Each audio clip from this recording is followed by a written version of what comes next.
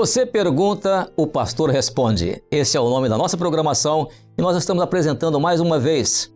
E como nós estamos dando continuidade a respostas a perguntas que são feitas normalmente pelas pessoas a respeito da Igreja Cristã Maranata, esse é o objetivo desse programa. Mostrar para você quem é a Igreja Cristã Maranata, qual é a doutrina que nós adotamos e várias perguntas que as pessoas às vezes têm para se informarem a respeito do que é a Igreja Cristã Maranata. E nós gostaríamos de estar sempre pronto para responder as perguntas. Você pode formular as perguntas, pode entrar inclusive no nosso chat e colocar ali as suas dúvidas, porque nós estamos aqui exatamente para fazer esse trabalho. E eu quero contar aqui mais uma vez, com o pastor João Cidade. Pastor João Cidade ficando aqui um pouco mais de tempo conosco, está aqui de novo conosco na nossa programação de hoje. Pastor João, a paz do Senhor, muito bem-vindo novamente. Paz do Senhor, pastor Gilson, paz do Senhor aos nossos ouvintes. É uma alegria estar aqui com os irmãos novamente, participando desse programa, O pastor, você pergunta e o pastor responde. Muito bem, e no tema Você Pergunta, o pastor responde, eu vou agora dirigir uma pergunta ao pastor João Cidade, ele vai nos trazer a resposta. Essa pergunta é a seguinte, ela diz assim, como funciona, pastor João, para a Igreja Cristã Maranata, a questão de levantamento de pastores, ou seja, ordenação de pastores. Como é que se forma um pastor na Igreja Maranata? Essa é uma pergunta bastante importante, bastante interessante, Porque o pastor, ele é levantado no meio do rebanho. Ele é levantado no meio do rebanho. Não existe um seminário específico de formação, porque os seminários da Igreja Cristã Maranata, todos os irmãos participam, é um seminário de informação. E o pastor, ele é levantado por meio de uma direção, o falar de Deus no meio da igreja, mostrando o chamado de Deus daquele homem. Como nós vemos na palavra, homens que foram chamados ali por uma ação de Deus, uma ação do Espírito Santo no meio da igreja, apontando que aquele homem, ele seria então, seria chamado para o ministério, para o pastoreio da igreja. Então, de uma maneira bem direta, bem específica, não há uma formação, um seminário teológico que vá formar um pastor. Há seminários na igreja, mas esses seminários, toda a igreja participa. É um seminário de informação, Mas o pastor, ele é levantado no meio da igreja por meio de uma ação do Espírito Santo na vida da igreja, pastor Gilson. Em outras palavras, poderíamos dizer, pastor João, que o pastor é formado na igreja por uma ação que vem do Espírito Santo, ou seja, por revelação do Espírito Santo.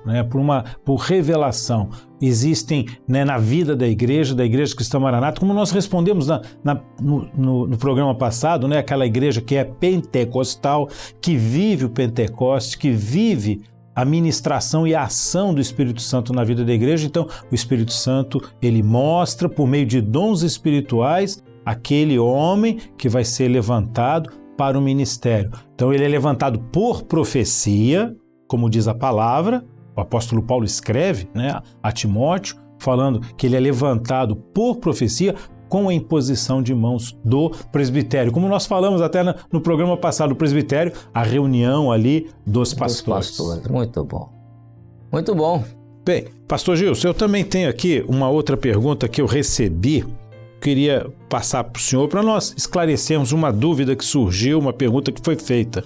Como a Igreja Cristã Maranata conseguiu, sendo uma igreja relativamente nova, comparada com outras, muitas outras igrejas, denominações, alcançar o mundo todo em pouco tempo? Alguma estratégia foi utilizada?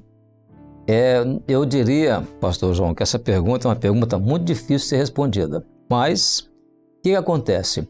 Nós realmente temos, em termos de congregação, de organização eclesiástica, nós temos um tempo relativamente curto, que é um tempo de 55, 56 anos. Já temos 56 anos.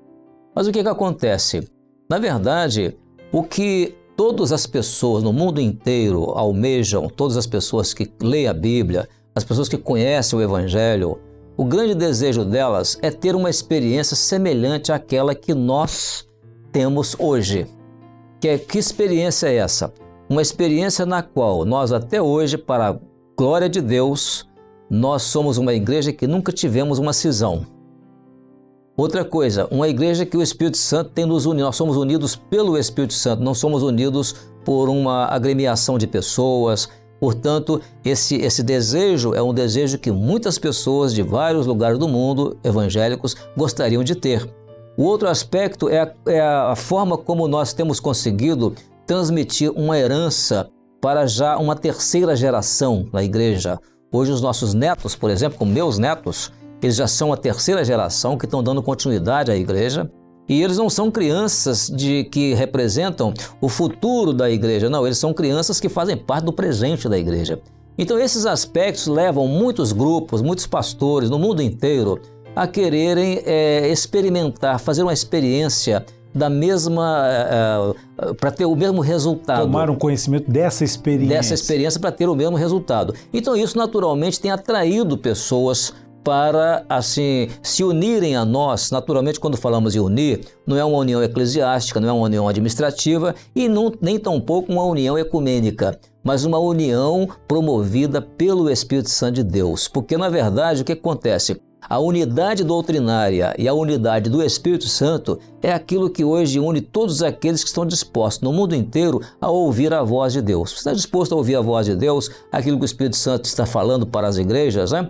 Como diz ele nas 7 cartas do Apocalipse? Então, se você está realmente com essa disposição, você vai se sentir bem em estar compartilhando da mesma experiência. Então, esse é o motivo pelo qual, talvez seja um motivo assim, mas não tanto palpável, não tanto esperado como resposta, porque normalmente nós não temos missionários que nós enviamos para o mundo inteiro, não. Mas a mensagem da igreja está alcançando, Mas a mensagem da igreja está alcançando. Então, especialmente através dos meios de comunicação que nós temos usado ultimamente, nós temos então levado a nossa mensagem em outros idiomas e as pessoas têm nos procurado no mundo inteiro para saber. Eu tive a oportunidade aqui de receber o pastor de uma grande igreja da Coreia do Sul. Ele veio ao Brasil e quando eu mostrei para ele a programação aqui de turismo que eu queria fazer com ele, ele falou assim, não, eu não quero fazer turismo, eu não vim aqui conhecer o Brasil, eu vim aqui conhecer a Igreja Cristã Maranata. Eu passei 3 dias com esse pastor só respondendo as perguntas dele sobre a Igreja Cristã Maranata. É um pastor lá da região chamada Busan, né? Busan, lá no sul da Coreia do Sul, e realmente veio aqui exclusivamente para conhecer o sistema doutrinário da Igreja Cristã Maranata. Então, esse é o motivo, a explicação que nós temos para dizer por que em tão pouco tempo nós alcançamos tantos países pelo mundo afora. Assim tem sido também, o senhor tem dado assistência, né, aos países ali da África, e essa tem sido a motivação. Muitos pastores têm procurado informações e procuram reuniões, sempre com essa. Nós ouvimos falar das experiências que a igreja tem vivido, né? Então, e assim a igreja tem alcançado, né, vários cantos, aí os 4 cantos, né, do planeta. Louvado seja o Senhor. Graças a Deus, uma bênção, muito bom. Né? Glória a Deus. Pois é, pastor João, mas como você me fez uma pergunta, eu recebi também uma pergunta, porque o nosso programa é Você Pergunta, o Pastor Responde. E a pergunta que foi feita e que nós vamos responder agora, que eu quero passar aqui para o pastor João, é a seguinte: por que na Igreja Cristã Maranata tem culto ao meio-dia? Se você não puder responder, eu posso responder. Não, assim, eu acho interessante porque as perguntas são as mais variadas, né? Uma amplitude, né? E mostra que as pessoas estão vendo as coisas e estão querendo saber por quê, né? Por quê? Assim, dentro do mês, por exemplo, por uma orientação do Senhor, a igreja tem objetivos de oração. E cada semana existe dentro do mês ali orientações. A primeira semana, a semana de madrugada, depois de jejum. E o culto ao meio-dia. Né? O culto ao meio-dia é uma orientação do Senhor para atender, né, um objetivo de oração daquele mês. Podem ser os colegas de trabalho, pode ser os vizinhos, né, crianças, intermediários, jovens e universitários e assim por diante. Então, dentro do mês, existe uma orientação de um culto ao meio-dia. Agora, da mesma maneira, o culto ao meio-dia é uma ferramenta da igreja para a evangelização e para dar oportunidade aos irmãos que moram no entorno de uma igreja ou que estão ali próximos a um centro comercial, e nós temos igrejas localizadas no centro da cidade e que possibilitam aqueles que no seu horário ali de almoço buscam ali um momento de oração para se colocar diante do Senhor. Então, as igrejas, elas abrem para receber estes e também aqueles que muitas vezes são convidados ou que estão